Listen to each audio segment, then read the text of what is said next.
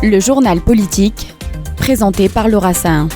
Bonjour à tous et bienvenue dans votre rendez-vous de la mi-journée. Aujourd'hui, je reçois Sarah Toubol. Bonjour. Bonjour. Vous êtes chargée de mission culturelle et vous organisez la 7e édition du colloque du Centre culturel juif Simone Veil de Montpellier, qui a pour thème cette année l'antisémitisme après le 7 octobre, comment être juif en France aujourd'hui. Ça se passe ce dimanche 2 février 2025 de 10h à 19h à l'hôtel de ville de Montpellier. Pourquoi cette thématique finalement 15 mois après le 7 octobre ?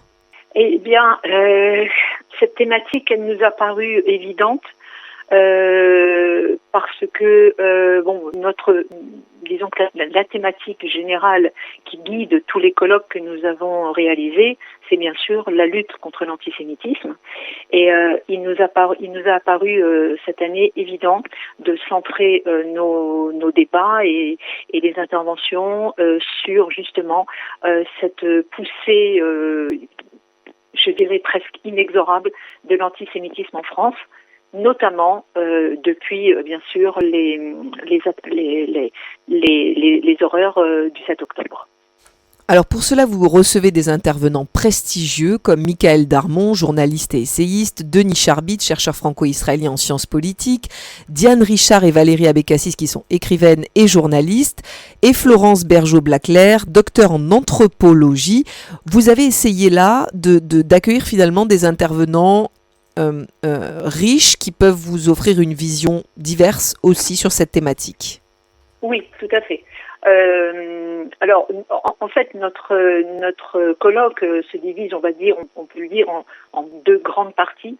Le matin, nous faisons, grâce à Monsieur Denis Charbit, qui est spécialiste de l'histoire du sionisme, nous faisons un petit retour en arrière sur la manière dont les Juifs se sont, disons, intégrés aux nations et comment a surgi le mouvement sioniste à partir du XVIIIe siècle, et comment ce mouvement sioniste a fourni, disons, une réponse à tous les Juifs qui étaient finalement perdus, notamment après la Shoah, et comment Israël est devenu une terre de refuge pour tous les Juifs d'Europe notamment. Donc voilà, il y a un petit rappel historique sur la création du mouvement sioniste, et ensuite Michael Darmon lui va intervenir sur justement cet antisionisme qui apparaît de plus en plus maintenant comme la face cachée de l'antisémitisme. C'est-à-dire que maintenant on ne se déclare plus, ou enfin on tente de ne plus se déclarer ouvertement antisémite, mais on va au contraire avancer la thèse du sionisme pour dire que voilà, l'État d'Israël en lui-même est un État presque un État voyou, et que finalement tous les Juifs qui apportent un soutien, ne serait-ce que moral, un soutien de cœur à l'État d'Israël, sont condamnables justement du fait non pas qu'ils soient juifs, mais qu'ils apportent leur soutien à cet État sioniste qui est dénoncé. Et puis vous organisez cet événement pendant une période symbolique, puisque effectivement nous fêtons les 80 ans de la libération des camps d'Auschwitz-Birkenau. Nous avons fêté dimanche dernier les 82 ans des rafles de Marseille et de la destruction des vieux quartiers. C'est pas anodin finalement que vous organisiez cela dimanche 2 février 2025 et que la thématique soit comment être juif en France aujourd'hui. Il y a aussi une résonance, un écho à cette histoire.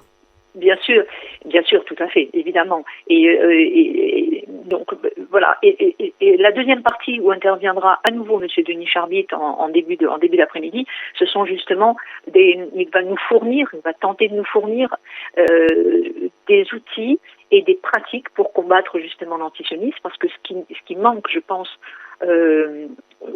aux Juifs de France, peut-être même d'Europe, c'est des réponses, des outils pour pouvoir répondre à ces attaques, on va dire antisémites, plus globalement antisémites, voilà. Et ensuite, nous avons un échange entre Valérie Abécassis et Diane Richard. Alors Valérie Abécassis a écrit un ouvrage qui s'appelle Place des otages, qui a été écrit tout de suite après les attaques du 7 octobre. Et Diane Richard est une militante féministe qui, à un moment donné, s'est interrogé, notamment après la manifestation du 8 mars 2024, où des femmes juives étaient venues dans le cadre de la Journée des femmes, étaient venues pour témoigner des exactions commises contre des femmes israéliennes, et où elles ont été éjectées manu militari des cortèges parisiens. Et donc à ce moment-là, Diane Richard a pris conscience de ce décalage entre les discours féministes et le combat féministe, notamment MeToo, et pour finalement revenir à se poser des questions, à se dire mais finalement qu'est-ce que ce combat représente si on considère que des femmes, parce qu'elles sont juives, peuvent être violées, torturées, etc. Donc voilà, elle va nous livrer son expérience et son sentiment de féministe face à cette incohérence absolument extrême. Est-ce que voilà. Et ensuite, oui, allez-y, je vous en prie, je vous laisse finir, non. Bien sûr. Voilà, et ensuite Madame Bergeau-Blaclair qui va revenir avec son livre qui a eu une grande résonance, son livre sur l'islam radical, le frérisme, et elle va revenir sur cette idée d'un islam radical qui représente malgré tout, peut-être en ce moment, le plus grand danger pour les Juifs de France et d'Europe. Voilà. Est-ce que selon vous, il y a une attente autour de cette thématique à Montpellier ?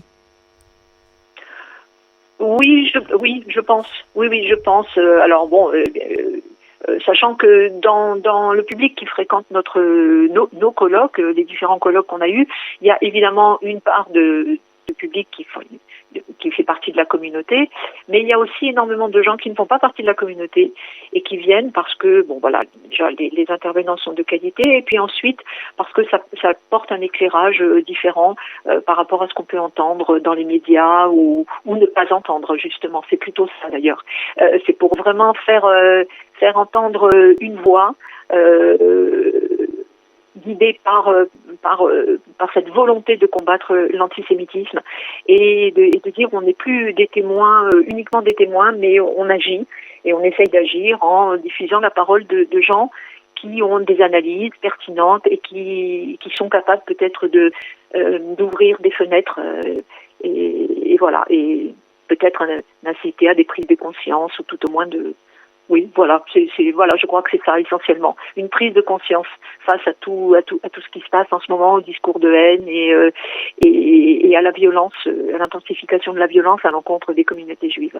Vous organisez donc cette 7e édition du colloque du Centre culturel juif Simone Veil de Montpellier. Alors comme je l'ai dit tout à l'heure, on a célébré en début de semaine les 80 ans de la libération du camp d'Auschwitz-Birkenau. Est-ce que vous avez accueilli un événement particulier à cet effet du fait que Simone Veil, évidemment, ait vécu dans ce camp de concentration ? Non, la cérémonie, les cérémonies ont lieu le lundi 27 à Montpellier. Nous avons une cérémonie officielle à l'hôtel de ville. Nous, en tant que centre juif, en tant que centre culturel juif Simone Veil, d'abord nous sommes extrêmement flattés de porter ce nom. Et en fait, nous travaillons toute l'année sur cette thématique. Hier, nous avons projeté un film, un court-métrage qui s'appelle Rebecca, qui a été réalisé par un cinéaste set et qui raconte l'histoire, une histoire très simple, l'histoire d'une femme qui a rescapé du camp d'Auschwitz. En fait, nous travaillons tout au long de l'année sur cette mémoire. Que ce soit à travers des conférences, à travers des auteurs qui viennent présenter des ouvrages ou des films que nous présentons dans le cadre de notre ciné-club. Voilà, nous sommes... en fait, c'est notre cheval de bataille, c'est notre combat, la lutte contre l'antisémitisme, entre autres. Voilà. Lors de cet événement, ce dimanche 2 février, donc de 10h à 19h, je le rappelle, à l'hôtel de ville de Montpellier, est-ce que l'entrée est libre? Est-elle payante? Il faut s'inscrire, dites-nous. Alors, l'entrée est tout à fait libre. Donc, il n'y a pas de paiement à l'entrée. Il faut de préférence s'inscrire parce que, voilà, pour des raisons, on va dire de sécurité, nous préférons effectivement connaître le public qui va nous rejoindre. Mais bien évidemment, si les gens ne s'inscrivent pas, ils peuvent venir le jour même et puis décliner leur identité. Et voilà, donc il y a aucun souci au niveau de l'accès au colloque. Étant donné qu'il y a plusieurs séquences, il y a des gens qui viendront le matin, d'autres qui viendront peut-être même que l'après-midi. Enfin voilà, les gens ont le choix parmi les programmes. Cela dit, l'ambiance sur la journée est très sympathique et nous aurons également l'occasion de terminer cette journée aux alentours de 18h30 par un cocktail pour remercier les intervenants et remercier le public qui sera encore présent à cette heure-là. Merci beaucoup Sarah Toubol d'avoir été avec nous sur les ondes de Radio JM pour nous parler de cet événement, cette 7e édition du colloque du Centre culturel juif Simone Veil de Montpellier, l'antisémitisme après le 7 octobre, comment être juif en France aujourd'hui. Ça se passe ce dimanche 2 février de 10h à 19h à l'Hôtel de Ville de Montpellier. Merci à vous, à très bientôt. Je vous en prie, merci beaucoup, au revoir. Au revoir. Au revoir. Pour voir ou revoir cette interview, n'hésitez pas à aller sur notre site internet radiojm.fr, nos réseaux sociaux, Facebook, Instagram, X et notre application Radio JM. Très belle journée à vous.